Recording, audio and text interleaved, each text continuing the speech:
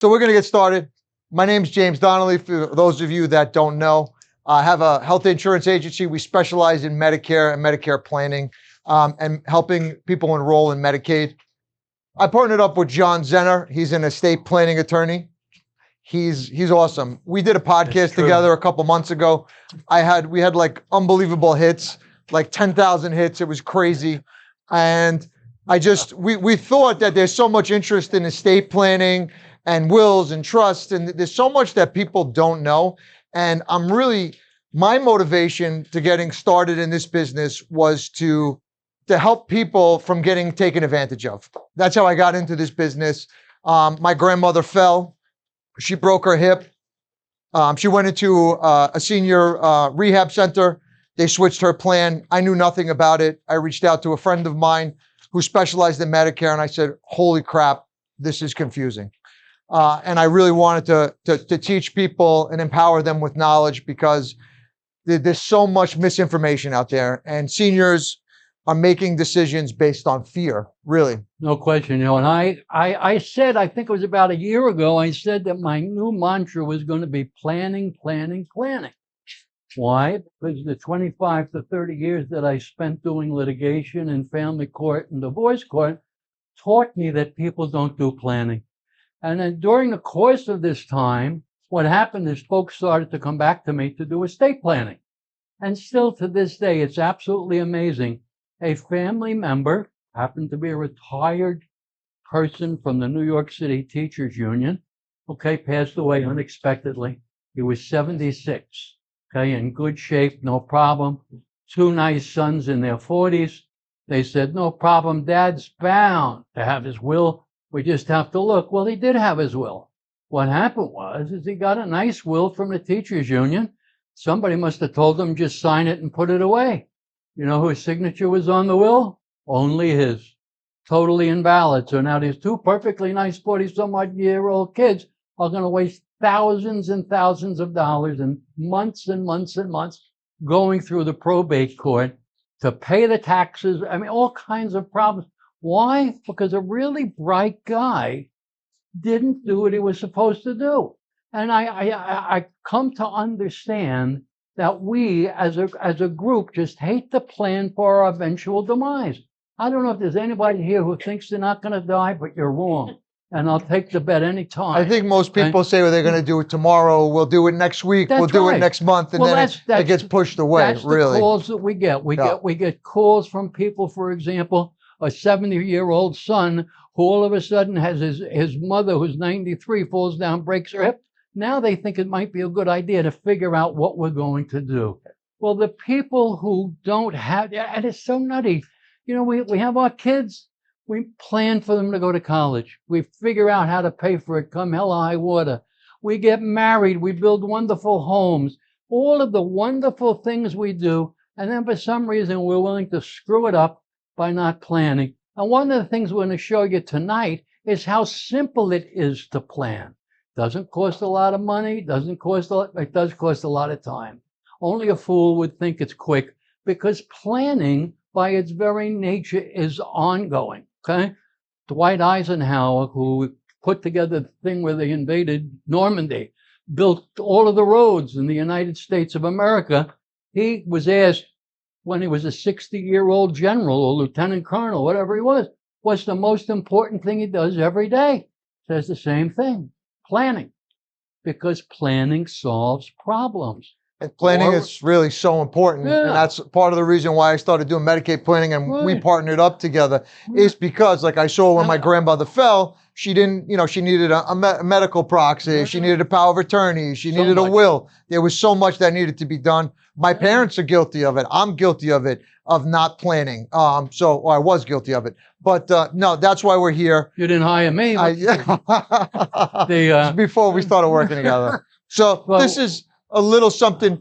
There's please contact me form on everybody's table. If you have any questions or you want more information, please fill it out. So this way we can get in touch with you and follow up, make sure you got what you expected to get out of this. And if you have any more questions, you could definitely reach out to us. So there's John Zenir, wills, trusts, all those things right there. Talking about little by little. There's me. Medicare, health insurance, life insurance, long-term care annuities. Focus primarily on helping seniors and aging adults. We specialize in Medicare, long-term care planning, and a lot of our seniors are in the market when they really shouldn't be. So then we place them in a more secure investment like annuities. If you have any questions, you could definitely reach out to me about any of those things.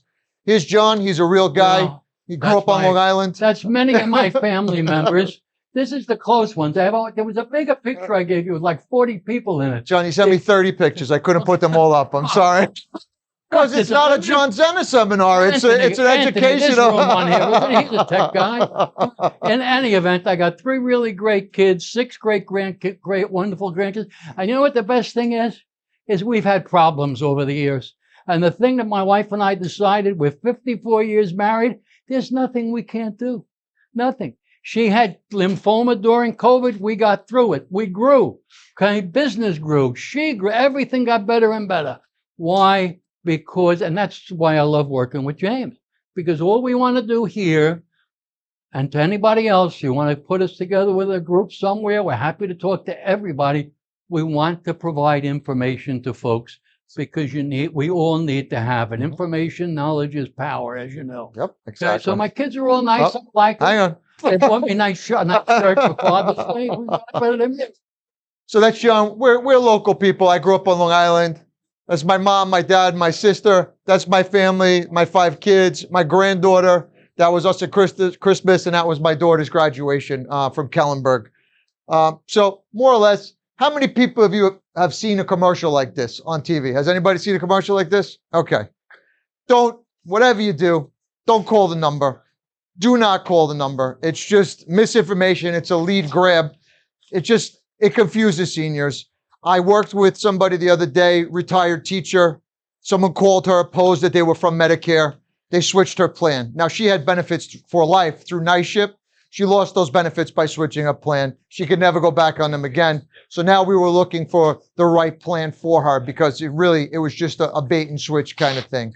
So all those letters that you get in the mail, all those cards, throw them in the garbage. Sit down with a trusted Medicare planner and go through it. Check their reviews, make sure they're legit. Because, like I said, it's a lead grab. All right, they're going to promise you everything: free dental, free vision. They're going to wave shiny objects in your face. Sit down with somebody, make sure it's the right plan for you before you switch your plan.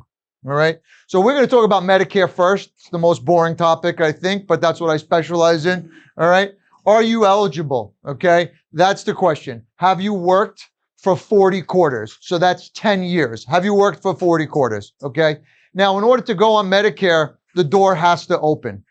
There's a couple things that have to happen. Are you turning 65? All right. Are you coming off of group coverage if you're over 65?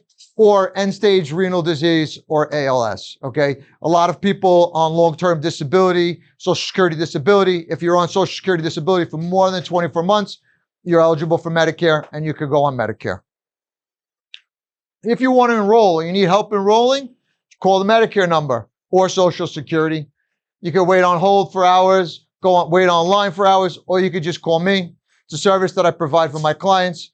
You could just come into my office, I could come to your home, and I could help you enroll in Medicare Part A and Part B. All right? So it takes about 10 minutes in my office. It's a little confusing, but that's about it. Your initial enrollment period, if you're aging in to Medicare, is 7 months. It's 3 months before your birthday, the month of your birthday, and 3 months after your birthday. If your birthday is anytime between the 2nd and the 31st, it'll be the 1st of that month, of your birthday month. If you're lucky enough to have your birthday on the 1st, it'll be the 1st of the following month. Your Medicare will come into effect. Any first birthdays here? No? Wow. It's a first. What was that? Oh. So if you are supposed to enroll in Medicare, everyone hears about these penalties. Part B penalties, Part D penalties. And a lot of people enroll in Medicare even though they don't have to. So if you're still working and on group coverage, you do not have to go on Medicare. Do not, okay? And I would recommend not going on Medicare because the first year of Medicare is like your sampling plate. You could try a Medicare supplement plan. You could try different Medicare Advantage plans. That's your first year. So if you're still working and you say, oh, I want to go on Part B because I'm going to get a penalty, or Part A because I'm going to get a penalty, don't. Okay? Because what happens is once you enroll in Part A and you don't use it, that window starts to close. Okay? And then you won't have that freedom the following year or when you do decide to go on Medicare and use it. Does that make sense? Yep. Good. Mhm. All right. So a lot of people say, I can't wait to get off a group. I can't wait. I'm still going to work, but I want to go on Medicare because I'm going to save some money. I had a client a couple of weeks ago. He came to one of my seminars. He said, James, I want to schedule an appointment. I'm ready for Medicare. I'm going to save $675 a month from my group insurance. I said, come on in. Before you do anything, let's talk. He scheduled the appointment. He came in. He was waving his red, white, and blue card. I said, why'd you enroll? He said, because I'm going to save all this money. Well, he's not, because formularies for prescription drugs are different on Medicare than they are on group coverage. So his drug cost, he was going to max out a drug cost at $8,000 a year.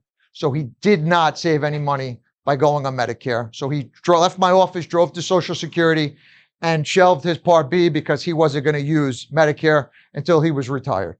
Okay, so sit down with somebody, make sure it's the right decision for you. There's a lot of things to consider, drugs, medication being one of them.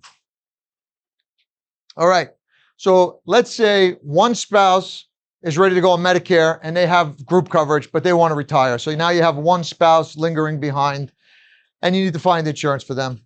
It's not a problem. You could definitely do it. And we could also incorporate that and figure out if it's right for you to go on Medicare, dump your group coverage. If not, we could always get your spouse on the marketplace. We could always find a qualified health plan, and there's also health sharing accounts we could talk about. Okay, Part A. Anybody know what Part A is? Hospital. Okay. Everyone thinks it's free, right? So many seniors that I sit down with say, oh, I'm good. I just have Medicare and a drug plan. But there's a lot of holes. There's a lot of holes in Part A that people don't realize. They think their hospitalization's covered. So one, if you worked for 40 quarters, Part A is free. They don't charge you for Part A. If you worked for 30 to 39 quarters, your premium's $278. And if you worked less than 30 quarters, your premium's $505. Okay? So that's Part A. It's a month. That's a month. Correct. That's a month. Now, Part A, it's not all your hospitalization. You have a $632 per stay deductible on Part A. That's not for the year. That's per 60 days. All right?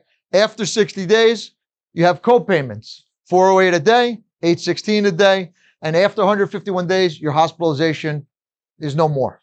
All right? So those are your holes in Part A.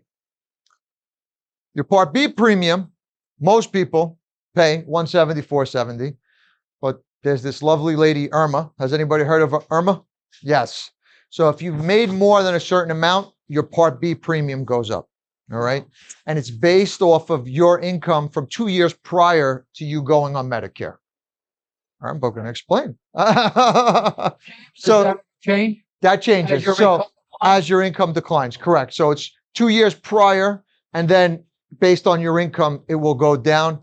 If you make over $97,000 a year, if you make up to $97,000 a year, it's $174. Anything between $197 and $123, it goes up to $244. But that's based off of your income 2 years prior. Yeah. Okay.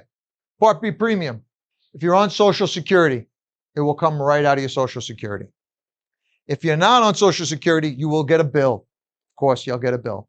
And they'll want to get paid 3 months in advance. You don't have to pay it 3 months in advance. Don't freak out. You could pay it monthly. And you could come to me, we'll set you up with a monthly withdrawal, and they'll do it monthly for you. All right. Now, here's the holes in Part B. Okay. Part B is your medical. It covers your doctor, x-rays, anything like that, not the hospital. So you're responsible for 20%. That's your co-insurance on Part B, and a $240 deductible this year, 2024. It has no stop. It just continues. It goes on and on. So unless you fill in those holes with some type of coverage, whether it's a Medicare supplement plan or a Medicare Advantage plan, there are a lot of holes. I meet with people all the time that just have original Medicare and a drug plan, and they're really opening themselves up to a lot of vulnerability. And a lot of people think they can't afford, supplement plans, but there are Medicare Advantage plans, which we're going to go into. And they don't go to the doctor. These people on original Medicare because they're worried about the extra costs. So when you get on Medicare, there's two roads that you could go down. You could go Medicare supplement plan and a drug plan, or you could go Medicare Advantage plan. No road is right for everybody. Everybody's different. God bless you. So there's no two clients alike. What I like to do is I sit down with each client, I map out each road, and then they decide on which one's best for them. There's pros and cons to both. So with a Medicare supplement plan, you could go to any doctor in the country without a referral, as long as they accept Medicare. That's the pro. These are all the different plans, the Medicare supplement plans. These are all the different ones. I like N and G. All right, those are the only two that I talk about. There's high deductible G's, high deductible N's. It makes the most sense. A plan G covers everything except for your Part B deductible, which is $240. All right. Now, a plan G is a plan G. It doesn't make a difference what company you're with. It's Medicare standards. It's the same plan. Yet, hang on one second. This was what the plan G covers. It covers everything, your deductibles, your co-insurance, everything but that $240 Part B deductible. Everybody has to pay that. So like I was saying, is a plan G is a plan G, yet every company charges a different premium for it. The cheapest in New York right now is ARP, United Healthcare, at $306 a month for a plan G. So you get no advantage for going on Humana or Mutual of Omaha or Globe. It's the same plan. They can't differ. Male and female in this state are the same rates. Some states are different. Okay. Now prescription drugs, that's a big one. I sit down with seniors all day long, and some of their drug costs, some people come in, they have like scrolls of drugs and medications. And then, it's not the premium, it's the drug cost that really sets them over the edge. So it's a little scary to sit down with somebody when they have all these medications. You really have to plan accordingly. So that's why I like to do reviews every year for my clients. Some people that I speak to, they're like, oh, I've been in, Silver Scripts for 10 years. And I'm like, okay, has anyone done a review of your medication? Has anybody sat down with you? Every year, your loved ones, if they're on Medicare, they should sit down and do a drug review. Make sure that they're on the right drug plan. All right. Any questions so far? Anything? Am I boring everybody with this Medicare presentation? Okay. So every year is your annual election period. It's October 15th through December 7th. That's when you could do a review and make sure that you're on the right plan for the following year. That plan will go into effect if we did switch you January 1st. Okay. Every year the formularies change. Every year the tiers change. Every year the premium changes. So sit down with somebody and do a review. If you don't want to sit down with somebody, if you think you're good or you think you can navigate it, go on Medicare.gov, put all your medications in there and see which plan is going to be the best for you. So these are just some examples. If you were on a drug plan and you went to a preferred network, what your co-payments would be. But it makes a difference because this is a preferred network. This is a standard network. You see how the drugs went up, the drug cost went up. And here's an out-of-network pharmacy. So it's very important that you put your drugs in there, your medications, with your pharmacy. It's very important that you look at the differences. All right. So again, our lovely friend Irma, she jumps on you too. If you made too much money, you'll have to pay you have to pay an Irma surcharge if you made too much money. It goes up. It's really not that much, but it does go up. Now there is a Part D penalty, which is a little scary. For every month that you don't have Part D that you're supposed to, it's a 1% penalty. My mother-in-law didn't have a drug plan for 10 years until she met me. Okay. And I said, what? You don't have a drug plan? So 120% penalty she pays based on the national average, which is $34.70. So she pays about $48 a month in penalties. And every year that national average goes up, and every year her penalty goes up. So it's pretty scary. So sit down with somebody. Drug plans are as cheap as $3.70 a month. Make sure you have a drug plan. There's no reason why you're not on one. Automatic. What's that?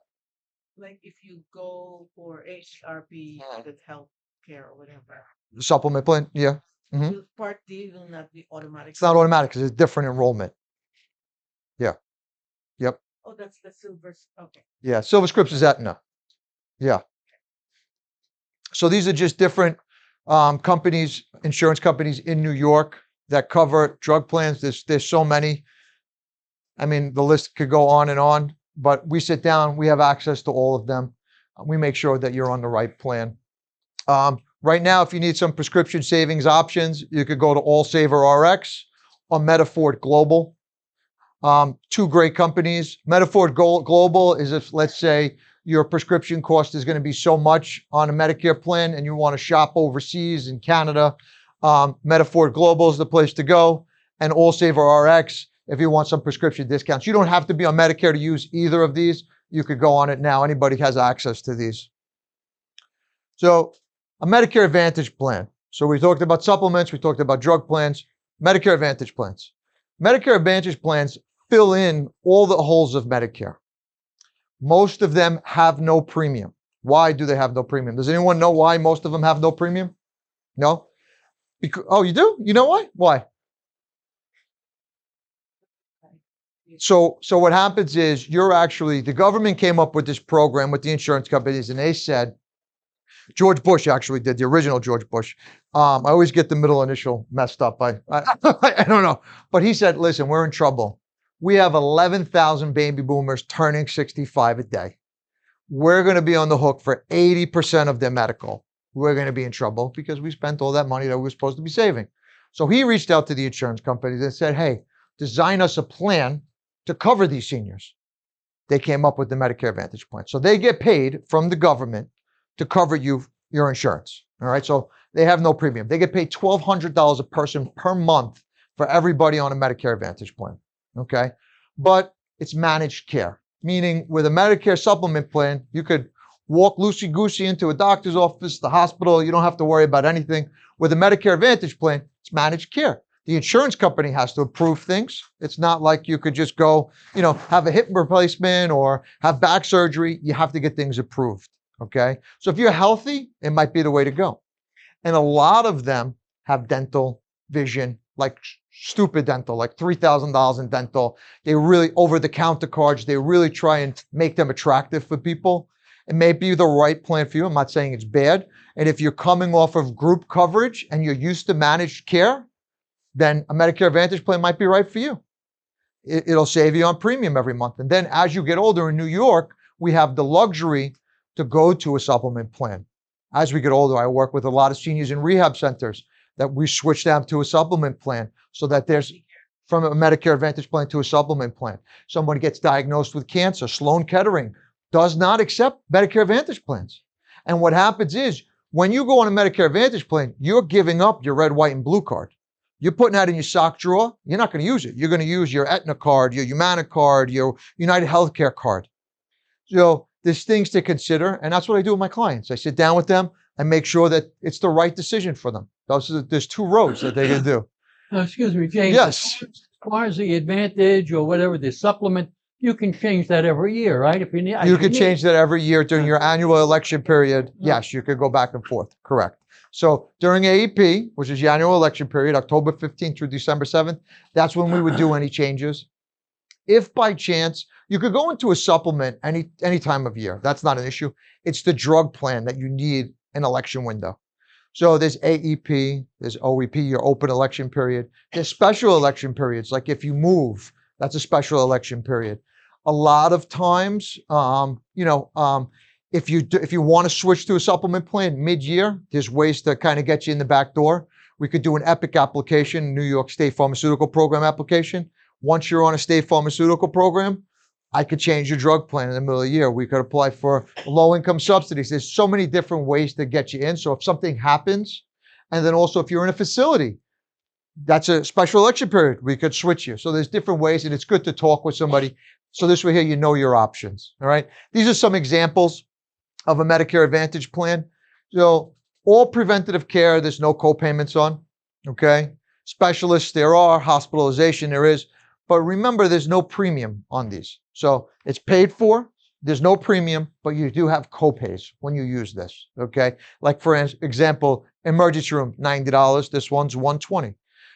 They have dental, but you also have a max out of pocket, all right? So that's the most you could spend in co-payments on a Medicare Advantage plan, all right? So remember, that Plan G was $306 a month, $3,600 a year, plus your cost of a drug plan. So you're at almost, let's just say $3,500 a year. You're saving that money, but you have a max out of pocket. So some of them are low, some of them are high, 67, 77. So it all depends. Like I said, if you're healthy, this might be an option for you, you know? So that's something to consider. Eligibility, cost of a Medicare Advantage plan. Like I said, we sit down with everybody. We make sure it's the right thing for you. The same thing to enroll in a Medicare Advantage plan. It has to be a window, has to be a special election period, you're aging in, whatever. But there has to be a window, just like I said prior, and that John brought up, that you could switch once a year, yes, but that first year you have the freedom to try out different plans. These are all the different companies in New York. Here we go.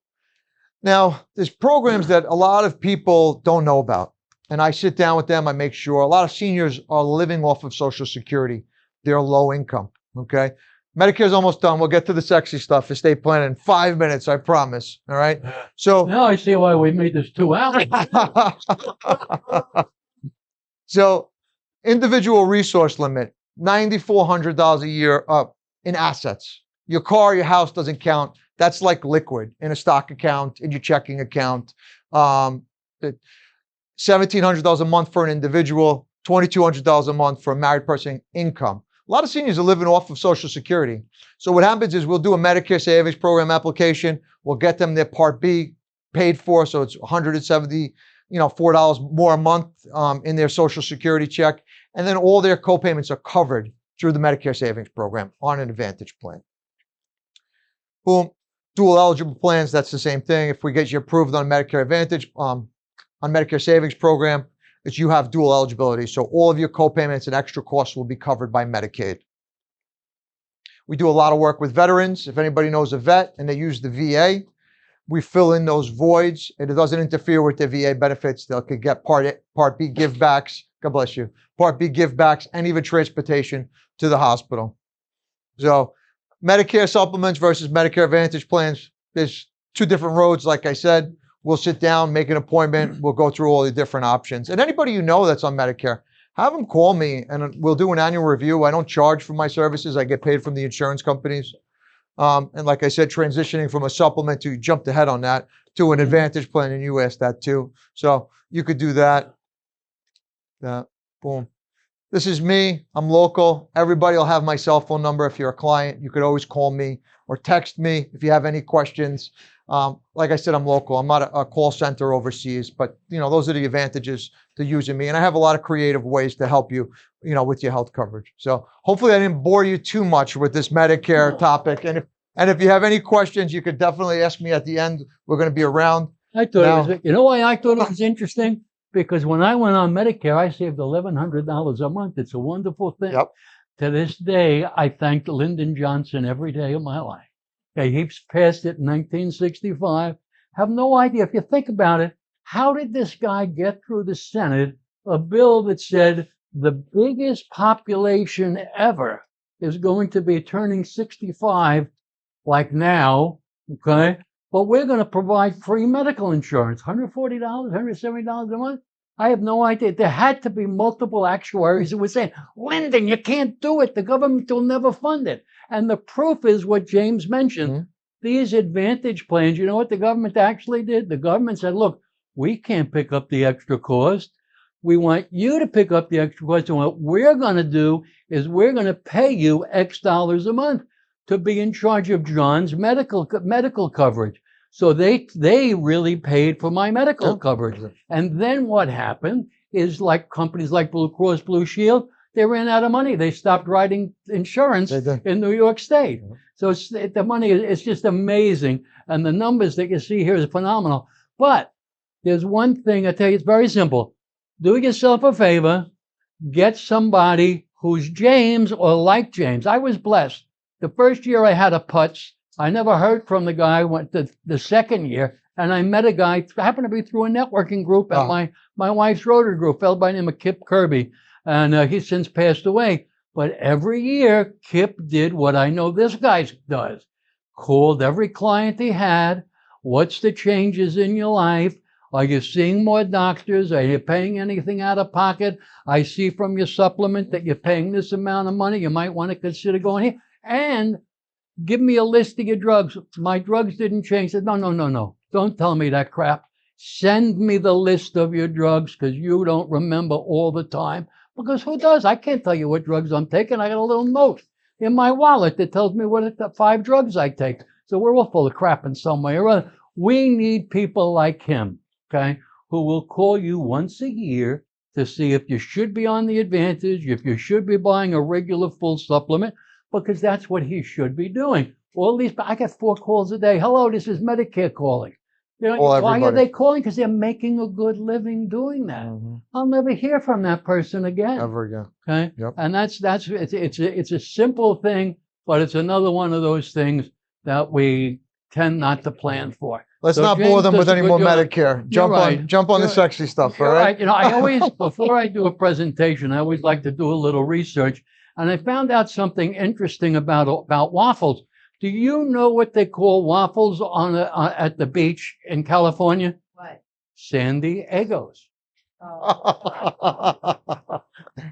Thank you for laughing, You're Jim. welcome. That's another reason I like him. He laughs at my silly jokes. Okay. John Zenir, again. Okay, this This is is me. all the That's stuff me. you do. We're going to talk first and foremost, to me, the planning, the simple little thing that we have to get more intentional about is Medicare. The simple little thing that we have to get more intentional about is very, very small, very minor, but it can give you a tremendous amount of security for your family. And that is 2 things: healthcare directives and what I call wealth care directives. Healthcare directives are essentially a document that allows someone else to make decisions for you. Okay, a healthcare proxy. And it's a very important document to have. And I always like people to get at the same time. I like them to do a power of attorney, hopefully with the same person who's going to be the healthcare director person, because the power of attorney gives people a huge amount of authority to help out someone who's disabled or unable to take care of their own business. And it has a little bit more weight than that healthcare proxy. Classic example. I get 2 to 5 phone calls every September. John, my son went to the University of Chicago. He broke his leg last Tuesday, and the doctors won't talk to me. Well, how could that be? It's simple. You didn't read the papers that the college sent you that tell every parent who sends a kid to college, please fill this out and become your child's health care proxy, because doctors are forbidden to talk to anyone over 18 about their health to a third party, such as a parent, because an 18-year-old in the United States is considered an adult. They can enter into contracts, and they're 100% independent of their parents as it relates to their health care. You cannot get Not any financially. information. No, financially, it never ends. I think my daughter was 37 when I got my American Express card back, and I had to tackle her. The funny story, I have 3 kids. One of them is really cheap. First one that went away to college, he had an American Express card because that's the card I was using exclusively at the time, because they wouldn't give me any other card because I maxed all my cards out when I was 21 in college. And I got all the credit cards. I spent money all over the place. But in any event, that was a lot of years later. But the fact is, he was cheap as the day is long. I get bills $8.11, $4.02. Well, I mean, it was nuts. And I never bothered to object or ask him, but I know he's just naturally, he's efficient with his assets, okay, or cheap, as we say. My daughter was just the opposite. The first time I get a bill, it's $480. I said, what'd you do for $480 last month? I went out to dinner. I said, well, how did you go out for dinner for $480? You think I'm going to go alone? I bought the suite. And, you know, she's right. She likes to be socializing, you know, so it's a good thing.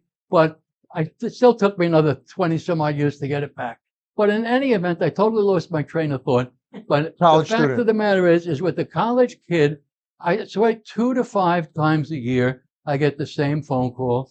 The doctors will not talk to you as a parent when you have a child. And the child may be saying to you, Mom, I'm on drugs. I don't know what the hell I'm doing. I need you to make a decision for me.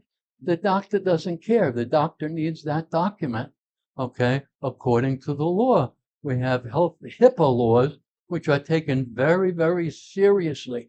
You can't, even in a court of law, you can't subpoena those sorts of records anymore without first applying to the court to order the court, have the court order the patient to sign a HIPAA release first. No one will honor it. It's probably the only thing that we insist on 100%. All right, so that's number one.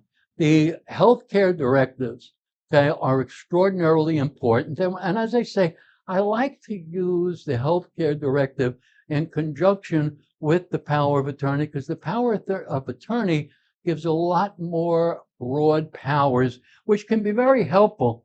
I brought a sample, and I never read these things, you know. I figure, what can you do in a power of attorney?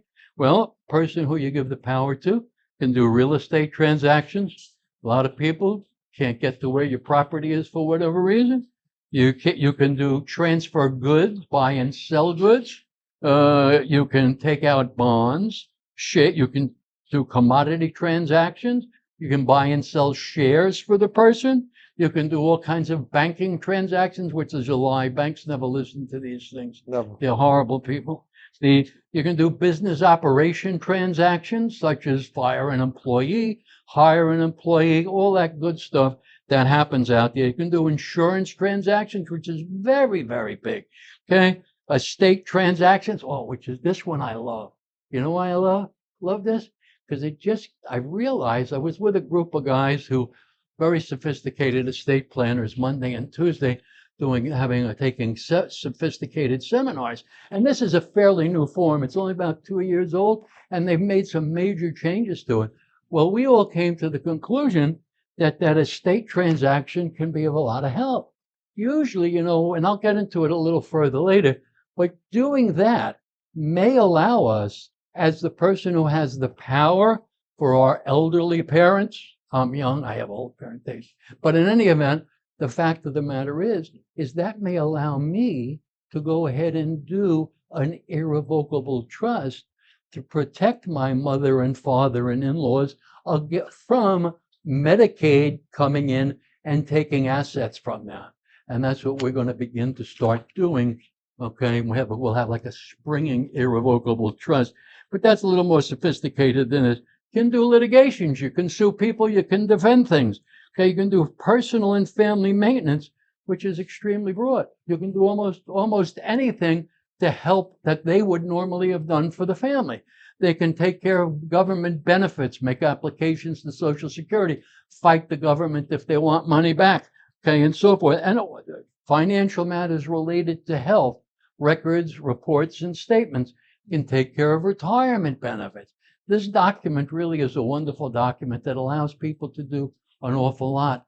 But the thing that makes it even more valuable is now we've broadened this 2 years ago, and we now have a clause called modifications. And what we put in there, okay, has to be thought of as the same thing as this list.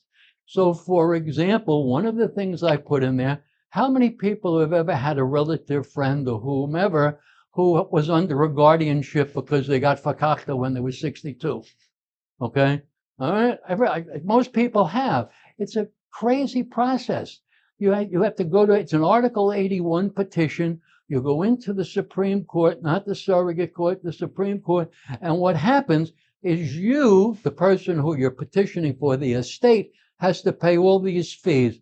You pay for the petitioner's lawyer. You pay for a court evaluator who's an independent person who looks at all of the facts and then testifies. You pay if the respondent, the person who's supposedly incapacitated, the person who you're looking to get guardianship of, if they say, I don't want no guardian, they get a lawyer. You pay for that lawyer. Okay, you pay for everybody. I mean, you're talking by the time you get done, it's $50,000, and then the judge is in a position where they've got to appoint somebody because there's no other choice in the matter. Well, with this document, we can put in who you want as an Article 81 guardian. And we believe that what will probably happen is that the court is going to accept that as what they call in a business prima facie evidence. I love to talk Latin once in a while. But that will automatically allow the system to appoint that person. And why is the system looking for these shortcuts? We're all this age. There's billions of us, millions of us. As James said, I don't know how many people are turning 65 every day. 11,000. But everybody I know is 65 or older. I'm Yeah. 76, and most of my friends are 84. You know, it's crazy how long we're living. Knock wood. But the fact of the matter is we are 20% of the population, and we're big consumers of services because of that fact that we are surviving so long. So what's going to happen is the court system is bogged down with all these lawsuits, so they want to have that sort of thing be more automatic than it ever has been in the past. So you can do things like that with this document. You can also go ahead and you can put in a monitor, okay? If you think, I mean, I got 3 kids. I have an idea of who I want to do these things, the one who seems to draw good conclusions and looks at the facts and so on and so forth. But who knows? Who knows what's going to happen to him tomorrow? You know, you just don't know. So now you put in a monitor, and the one who's the cheapskate, I'll appoint him to the monitor. Right? So he will have to approve everything, or I might appoint a banker friend or someone, you know, who has a who's a fiduciary by nature. For example, a certified financial planner, or people who are insurance agents, whatever. But there's a lot of different things we can do with this to make sure, in conjunction with the healthcare proxy and also what we call a living will. What the living will is, by the way, that says what we do or do not want done to us should we be comatose, brain dead, incurably sick, and with no likelihood of recovery and totally out of it, you know, for how long, and so on and so forth. And it's such it's not the difficult decision it once was. The way that whole thing came about, you know, where we put into place the law that you can pull the plug. Karen Ann Quinlan was one, for those of you who are old enough or who read history, okay? But the first one was actually a brother from Chaminade High School. Chaminade High School is run by the Marianist brothers, and the boss of that little community is in charge of 15, 20, 100, I don't know, priests and brothers. Well, what happened was one of the brothers, he was in his 80s, he fell, hurt himself, he was in a coma. They desperately wanted to pull the plug. He was not going anywhere. There was no hope of recovery. It was their lawsuit in the state of New York that changed that. A friend of mine by the name of Dave Smith was the attorney for the Chaminade High School at the time. And that's what created the statute that created the living will, healthcare proxy, and other documents centered around, you know, the termination of people who are hopelessly attached to machines. It's not such a tough decision anymore. You know why? Because just the way we're living longer, the fact is the medical profession really knows what's going on with people. They can take a blood test now and find out how many cancer cells I've got on my left side just by a blood test. It's absolutely amazing. You name it, they can figure it out. So now what happens, every nursing home, every hospital have what they call a death committee. That death committee, and I guess it's not such a nice word, but end the life committee maybe, but in any event, they meet on a regular basis and they talk about the likely outcomes with people, and they do this scientifically, okay, with no thought of expense involved, because the government's going to pay somewhere along the line, no matter how you slice it. And so this way, the difficulty of the person who has the plan, the person who has the responsibility, is much, much less than it was 35 or 40 years ago. Who was the girl? Remember the girl that was was it Carrie Ann Quinlan who they pulled the plug on in Jersey, and she lived another 30 years or something? Boy, what a terrible time that was. Now that probably wouldn't happen so frequently. So healthcare directives, what are they? Healthcare proxy and power of attorney and living will. Simple. And I got news for you. The kid back there that's going to St. John's University, if he gets a job at McDonald's 40 hours a week, he can do all three of those documents. If he works 40 hours a week at $20 a week, at $20 an hour, he can have me do all of those documents. And what he gets is someone who will explain to him and tell him when he should change it and so on and so forth. Okay, so they're cheap. So don't let it stop you because it's a lot of money. It's not a lot of money. You spend more than that if you go out to eat with four people. And all three are so important because everyone thinks that everybody's healthy and everything's great. I had Chinese with my grandmother. We went to Bible study, and then the next day she fell and broke her hip, and she was never the same after that. She had hip surgery, went to a rehab center, got COVID, got sundownings because she was isolated, got early onset dementia, was never the same ever again. We didn't have a healthcare proxy. We didn't have a power of attorney. We didn't have a living will.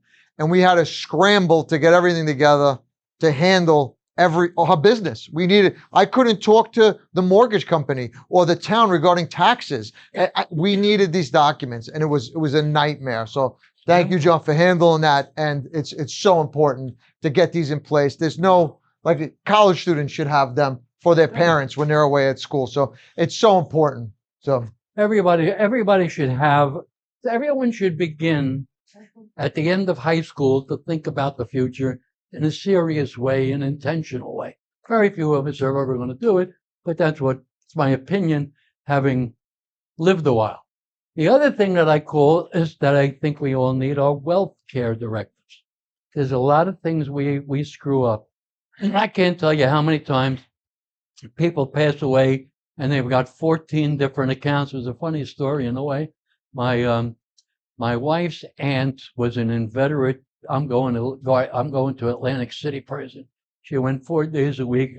Okay, her husband never knew how much money she made or didn't make. After she died, we found 22 different bank accounts with at least $3,000 in it that she had tucked away in the house. Okay, it was she was having fun, but no beneficiary on it. Okay, no co-tenant. Okay, no nothing. Most people screw up their lives because they don't do what I call make sure that their wealth care directives, the simple ones that you can do something about with no cause, are taken care of. Okay, I had a case years ago. Lovely woman came to me. She was married 30 years to a guy who worked as a correction officer, had a nice state pension. Okay, and it was in collection. He dies. She goes ahead and she calls up the people and at the corrections department, the pension folks. It's NYSID, I think, is the name of the organization that takes care of New York State pensions. Said, my husband died. I'd like to make sure that I received the pension. I know he wanted me to get the pension. He talked to me about it. Yeah, he talked to her about it, but guess what? He was married previously for about 8 years, and that when he first started the job. So now at 30 years of age, he gets divorced. He never changed the beneficiary. Yep. Well, there's only one thing in America you can't change, and that's the beneficiary on life insurance or any other kind of, what do they call that? Qualified money. Pension is a qualified money. You can't change it. All these things that says this is the right thing to do, you can't change it. So you start a lawsuit, and the first thing that happens is you go talk to the judge. The judge hears from the first wife's lawyer. He's right, I got to dismiss this case. No? So what does the judge do? He says, go outside, talk. I'm going to adjourn this for a month. And he might do it up for 6 or 7 months in the hope that the first wife will start to be understanding, maybe feel bad for this lady and share the pension. But even if she did, the check is always going to go to her. Okay? She can give the money afterwards, but you can't change. Certain things are written in stone. So many people put down beneficiaries and never change them. They don't remember they made a beneficiary. It's absolutely amazing. But what you have to do You have to look around at your IRAs, your Roth IRAs and your conventional IRAs. Qualified money means money that nobody took any tax out on yet. Unqualified money is that you already paid tax on. It's easier to get that money that's unqualified than it is to get the other. So you have to be careful that you make certain that you've got a beneficiary and you have all the beneficiaries on there that you want to have on there, so it gets distributed 100% the way you want it to. Now, I always tell people the same thing. What you need to do, make a list of your accounts. Don't call the places that hold the accounts. If you can walk to the places, drive to the places, go to the places, and you go over to the nice guy sitting at the teller's desk and you say, I have these 3 accounts. I need to get from your legal department a letter that says these accounts are transferable on death. TOD. Many accounts will say TOD somewhere on the face page. TOD is transferable on death. Okay, and that's what you want. All you want to do is have to take your death certificate, walk into the bank and say, pay me, please. Okay, because that's the way your beloved intended it. How hard is it to get the bank to give you that letter on their letterhead? You know, the fact of the matter is most lawyers for banks look for stuff to do. Yeah. They really are not that busy. Okay, so if you're nice, it's like everything else. If you go in there, it's like, when I did litigation, the lawyers who came in, I got to get out of here by 9:45, let my case over there. Guess how long they were waiting? 4:45. I would go in there and I'd say, excuse me, what's my number? Okay, I'm in no hurry. Take your time. I always got called on time. You get what you give. Okay, so if you're going to be a wise ass and you think you're superior because you're the customer, they're going to make sure they treat you with a little bit of not so much deference. Okay, but transferable on death, you got, and a lot of accounts, by the way, many checking accounts will only allow one beneficiary, if any at all. So with checking accounts, in my opinion, it's very essential that what you do is you always have someone else's name on it. Okay, so that this way it's considered a joint account. They just, you just don't let them know until after you die, so they won't write any checks. So then that death certificate's not necessary then, right? Then it's automatically theirs. Yes. So automatically belongs to them as well. And the way New York State works is that when somebody dies and there's 2 names on an account, that's now 100% goes to the surviving person. Okay, so you'll save a lot of heartache in the future. Almost everybody has to go to probate these days for the stupid little things like the $10,000 account in an IRA that they set up. Who doesn't have what was that thing, the TD trading, Ameritrade? Everybody's got a little Pisha tax, a little stock account, and who knows? You leave it alone 20 years, it might be $28,000 in it. But if you're never beneficiary on it, you're not getting it unless you go into the surrogates court, and surrogates court takes a very long time. That's why it's important to have list your beneficiaries. Always. Yep, exactly. Yeah, you have to make sure that you have your beneficiaries just the way you want them. Yes, Kathy? John, can you have a TOD on a business account? Sure. Yeah, I think so. If you don't, you can always have a beneficiary on any account. Yeah. Never be changed. Like, that's it. No, it can be changed. That sort of account can be changed. Correct. Yeah. It's when you have a qualified money account like a pension, you can change a beneficiary. And you can change a beneficiary during the course. Typical situation is the one I mentioned earlier, a marriage. Okay, but a lot of people never get around to doing it. We always put it in the agreement when I did divorces as to what was going to be done. But a lot of people say, I've spent enough money on this crap, I'm done. And they don't look at it until there's a need to. So that can become a problem. Now so those are the simple things that everybody can do to make your life a lot easier. And then other than that, there are really 2 things that you can do. One is a will, which basically, I'm sure you all know what a will does. A will says, these are the people who I want to give my money to. These are the monies that I have. This is the person who I want to go ahead and put it all together and distribute it. That's called an executor. Okay? Or if there's no will, you still have to go into probate court, and that's not a probate case. That's called an administration case. And that's what my friend who died, the 76-year-old teacher, that's what I have going on with his family now, because we have an administration. He had a lot of money, a lot of money. Cheap as the day is long. I think he had his first communion money still. You know? But, so his kids will be well taken care of. They may not be able to afford the taxes on the house until they get the money from probate, but it is what it is. You know, you can always borrow when you have assets coming to you like that. But so the will is something that I continue for estate planning to like to do a will. And the reason I like to have a will is to make sure that we don't miss anything that the person may have. So let's suppose I didn't do a will. And now we try to pass everything through the trust, but we forgot the guy, the decedent, forgot all about the TD Ameritrade account that he's opened when he was 27 and he played the stock market that had $6,000 in it. Now it's $104,000. Forgot all about doing anything about that. So now if we have, and now what happens is there's 3 kids, and trust me, somewhere along the line in every 2 or 3 families, there's going to be a dispute about money. The classic dispute is, I took care of mom forever. Okay? Forever I took care of. You were out in Cleveland raising your family. You were going over there. You were too busy working. You weren't there every day taking care of mom. I expect more.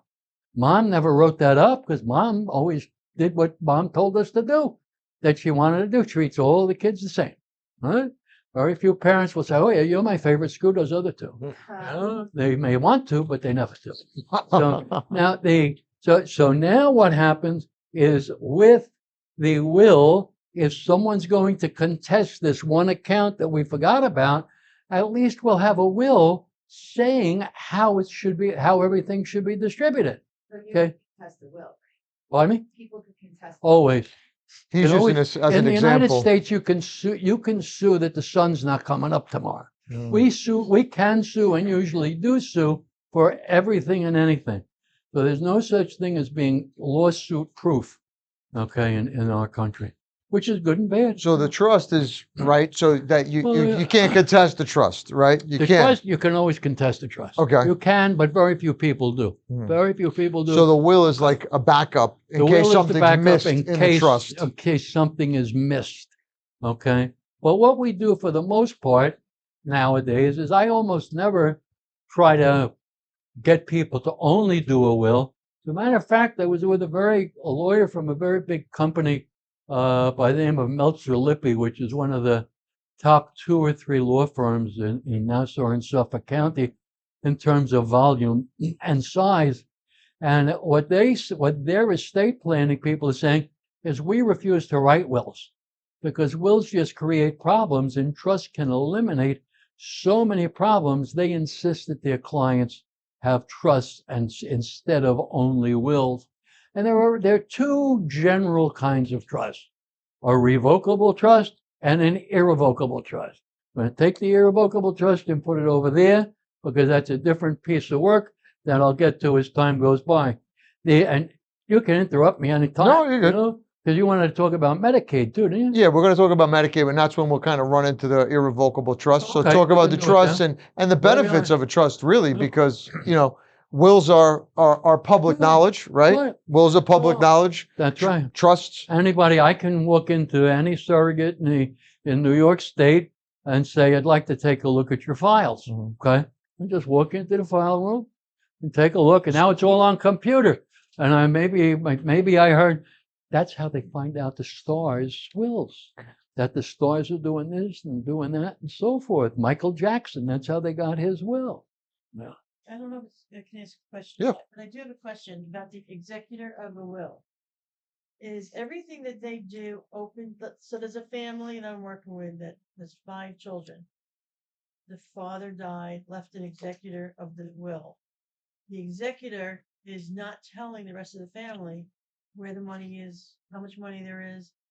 He's keeping it all secret. Is there a rule about? They're not mandated to, but the law kind of assumes that not a lot of people are going to be hoopoles like that.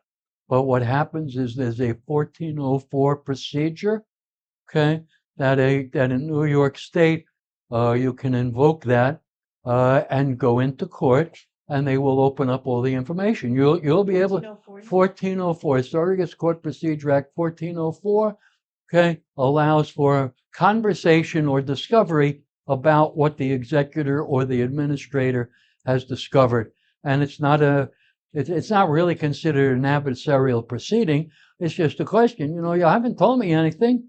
I have obligations. I know I'm in the will. I'd like to know what I'm going to get. Do you need a lawyer to do that? I'm not sure. I'm not sure. Yeah, well, I'll tell you the truth. I'm not looking to get into hot and heavy litigation. I'm having too much fun talking about this stuff. I've done the litigation long enough. I know I'm a great trial lawyer. I lived and died there. It was a lot of fun, but I don't want that much fun anymore, So but I will, I know a million people because I'm in the industry, happy to refer people to people all the time. Some things I do, I'll do administrations, I'll do probate sometimes. If it's going to be, if I know there's 5 kids and they want to fight like cats and dogs, I don't want to make money that way.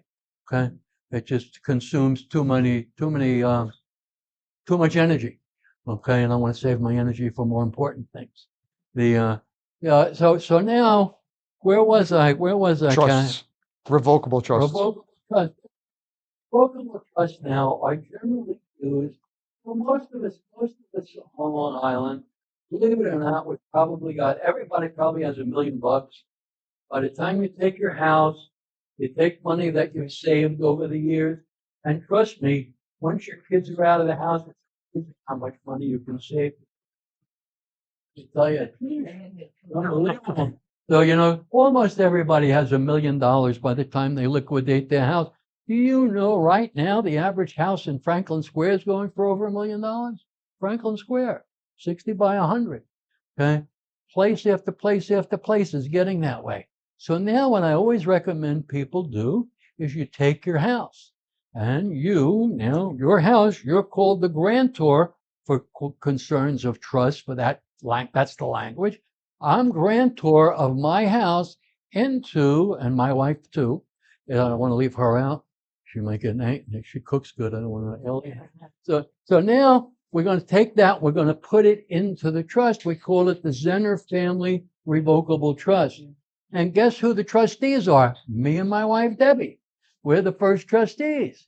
Now, what happens is when we die, we put into the trust that the trustee, whoever we nominate, could be all 3 kids. I never recommend that. It's always best to have one person be in charge and then make what you want to do. Make it very specific. It's not so hard, okay? And then what you do is you say, okay, Joey's going to be, he's the cheap one, Joey's going to be our trustee, and he's directed to go out, put together all of our assets, and divide them up divide it into 3 parts, 3 equal parts for the kids, okay? And then that's what they do. And we put out all of the stuff that we have also goes into the trust or is listed. Doesn't necessarily transfer it into the trust, but we list the items because if there are beneficiaries on there, they're going to be able to get it that way. Okay, so it works out perfectly fine. Now, there's multiple benefits. A, no probate. That does not have to be probated. B, the new trustee can sell the house tomorrow. I die today, Debbie dies today. They can sell the house first thing tomorrow morning, no problem. But one of the most important things is I bought my house for $42,500. Today it's worth $780,000. You know how much tax I would have to pay on that capital gain? Guess what? When I die, my trustee picks up my date of death basis. It's not $42,500. It's $785,000. No tax. So all that capital gains is avoided. To give to your children, okay? And I keep telling them that so they'll give me nice shirts like this. So So those are the reasons why it's good to have a trust John, can I ask for a that question? particular situation. If you had assets in a trust, right, and you left them to your son, right, and let's say, God forbid, he got divorced, could his wife get that money that's left in that trust for him? Well, well, it depends. Mm, You can certainly, we put together the trust so we can direct what happens to it. mhm. Okay, so we can direct that, in fact, and it's not unusual. Most people don't want the spouse, The in-laws, yeah. the in-laws to get their money if Okay. at all possible. So it's a way to protect from future divorce. You can Yeah. you can do that. But if you were to leave the asset to your son and he was to get divorced, it's now a marital It's a asset. marital asset, Yeah. right at that point. So Fine. she could Yeah. possibly They get would half get it of there. his share. Yeah. Okay. yeah.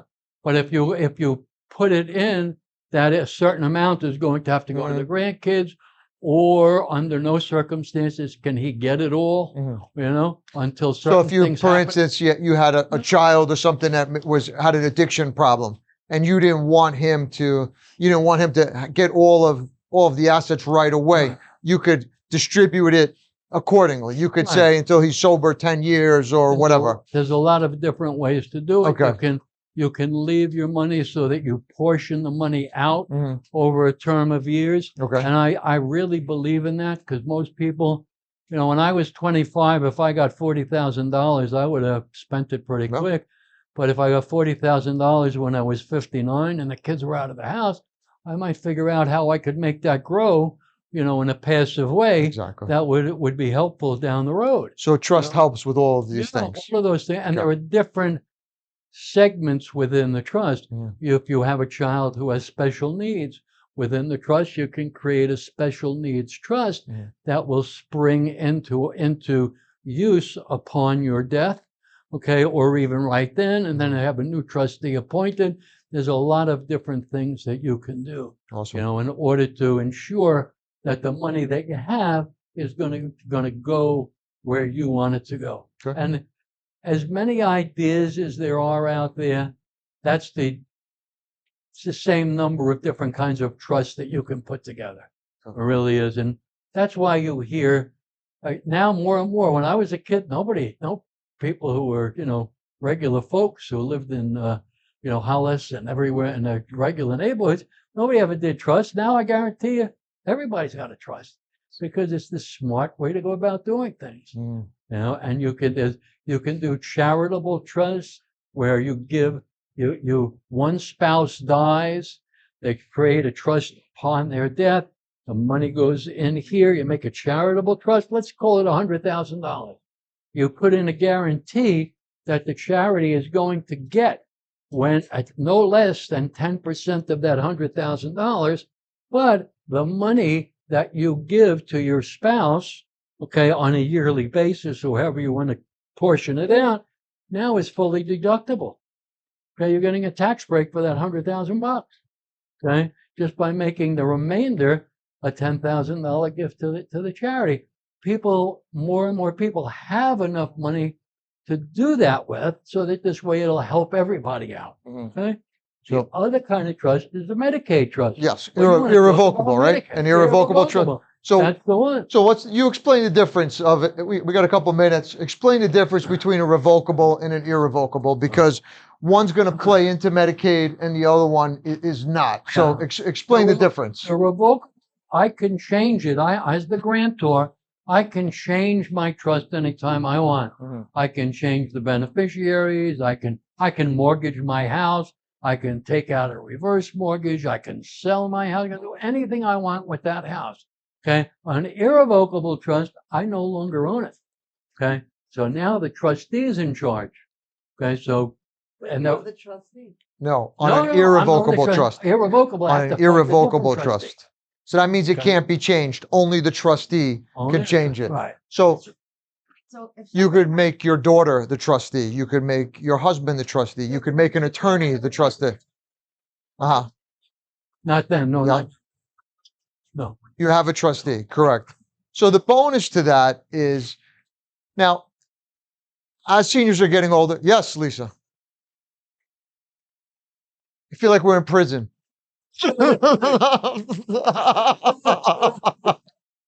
Talk up the phone. Don't be kissing a plexiglass. One more time. I'm sorry. Sure. Uh-huh. You can have more than one. You can have, no, I would only recommend one, okay? But what I also do is I tell my clients what we're going to do is we're going to reserve your power to appoint a different trustee. Who is it usually? Okay? It depends. Family member? Depends. Well, there's all kinds of ways to do it. If it's a relatively small family trust, okay, then you just leave it within the family. But it's not unusual. You know, I mean, I have a friend I'm doing an estate plan for. He has $790,000 in one account, $900,000 in another one, a pension that gives him $140,000 a year in income. The guy's got money up the wazoo before you look at his house. You know, so it depends. Now, a case like that, I'm going to recommend. I don't think his kids can take care of that kind of money. So I would recommend that we actually retain a bank trustee. Okay. For trust banks, many banks have trust departments and they administer trusts. So the benefit to this irrevocable trust, I know it's scary. It's a big, scary thing. This not having control of your assets. There is a benefit, okay? And part of the ways you could protect yourself with this irrevocable trust is to list out, hey, I'm going to live in my home, even though it's an irrevocable trust, until the day I die or my spouse dies. So this way you're protected. Because I heard a story last week where the father gave his daughter a house. It was a 2-family house, and he was supposed to be able to live upstairs. As soon as he signed the deed over, she was trying to kick him out of the house so she could rent it out and get rent money. This is a true story.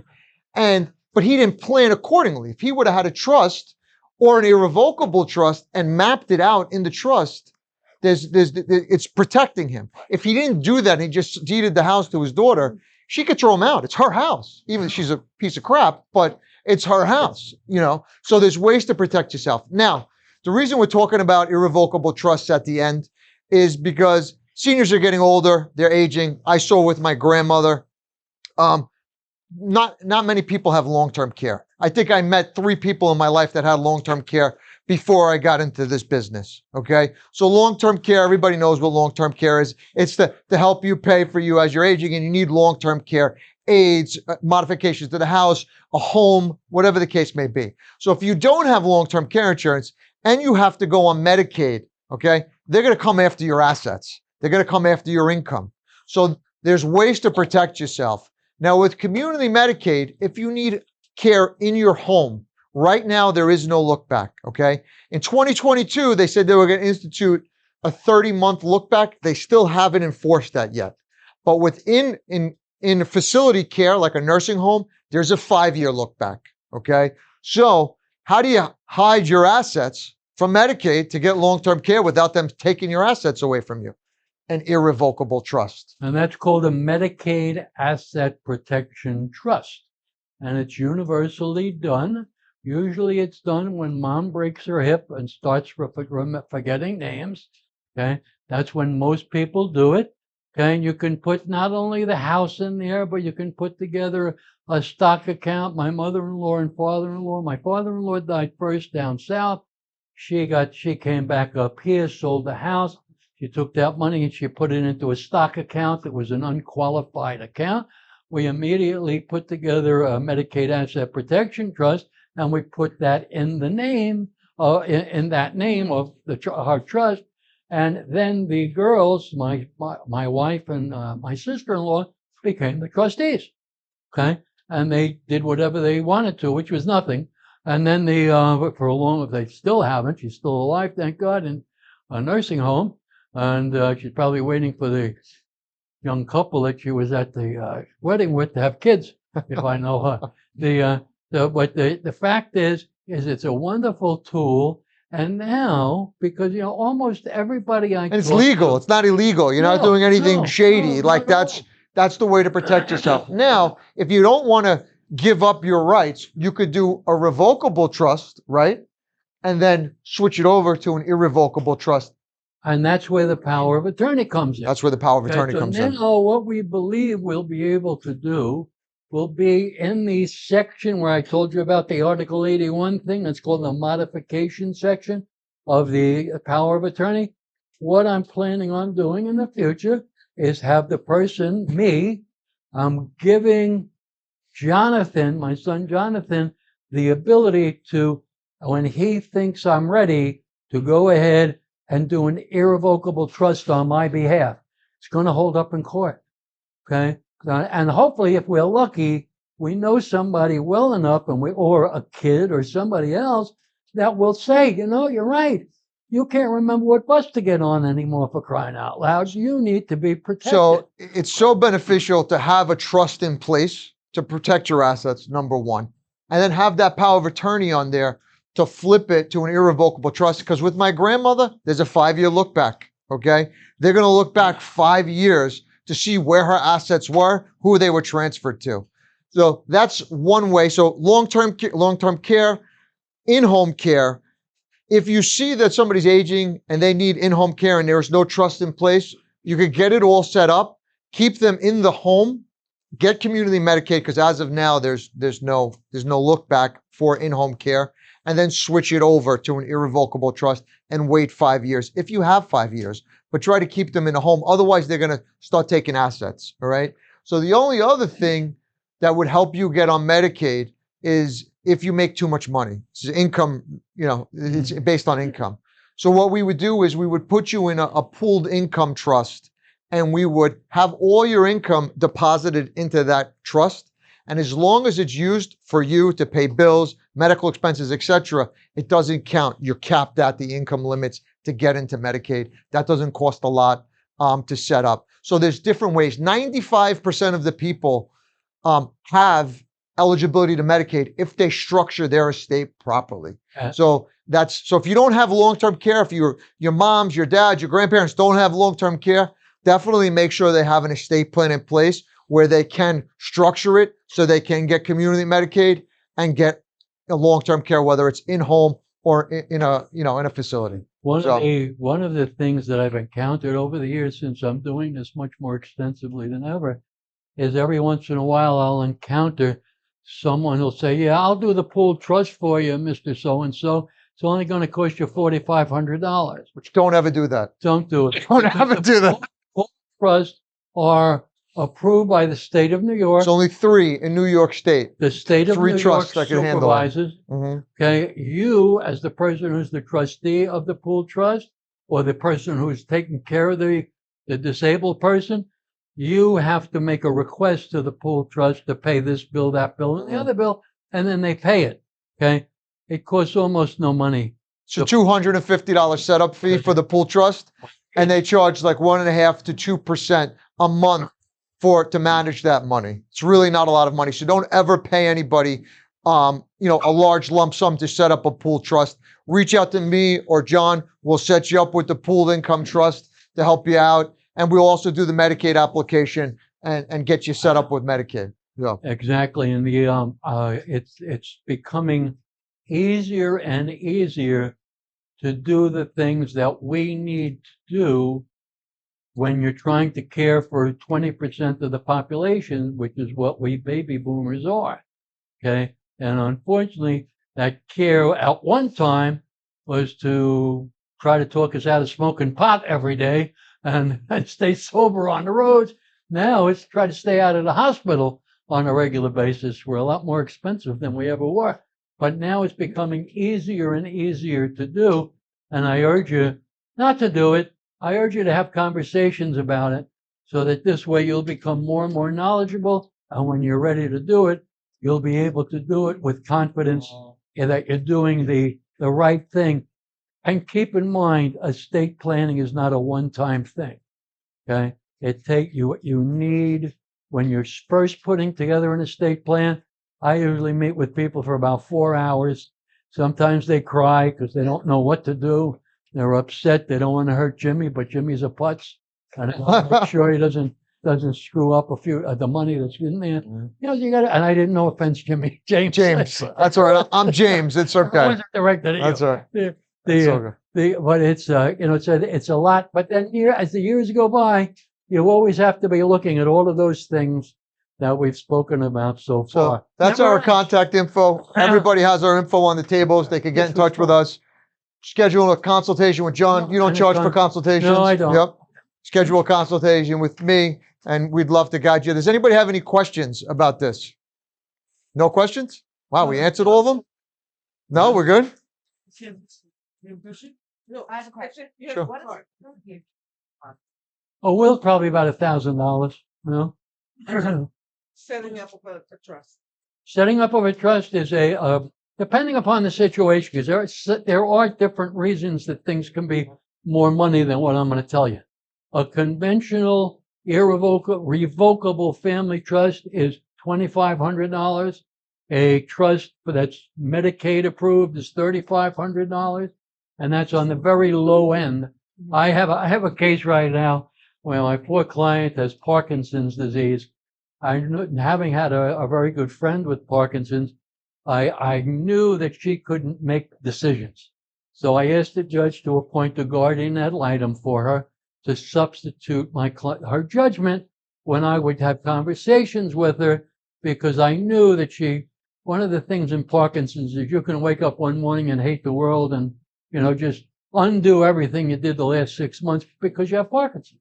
Okay, so I got a guardian ad litem appointed.